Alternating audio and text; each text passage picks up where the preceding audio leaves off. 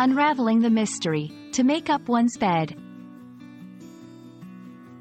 Hello, wonderful learners.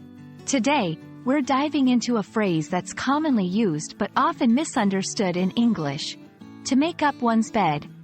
Whether you're a beginner or advanced learner, understanding these everyday phrases can significantly enhance your fluency and comprehension.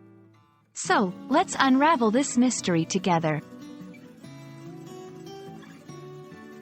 When we say, to make up one's bed, we're talking about the act of arranging the bed sheet, blankets, and pillows neatly after sleeping in it or at the start of the day.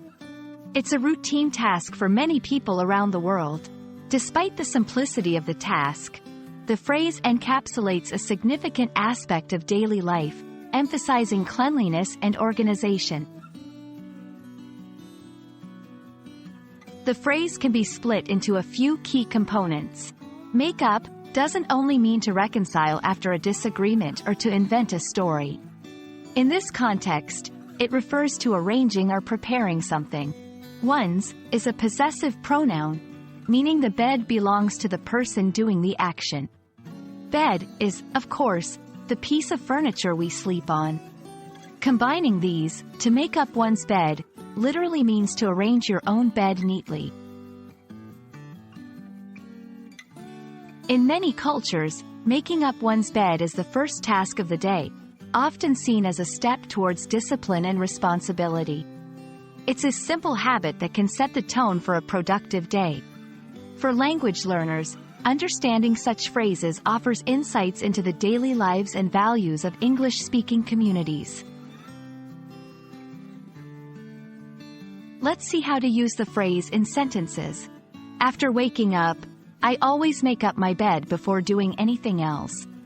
My mother taught me how to make up my bed properly when I was a child. Making up your bed can be a quick way to tidy up your room.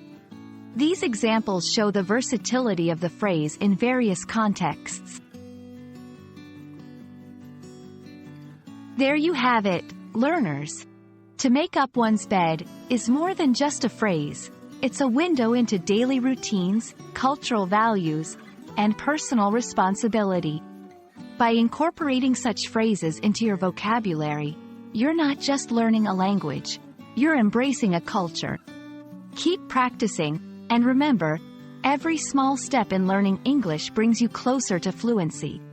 See you in the next video.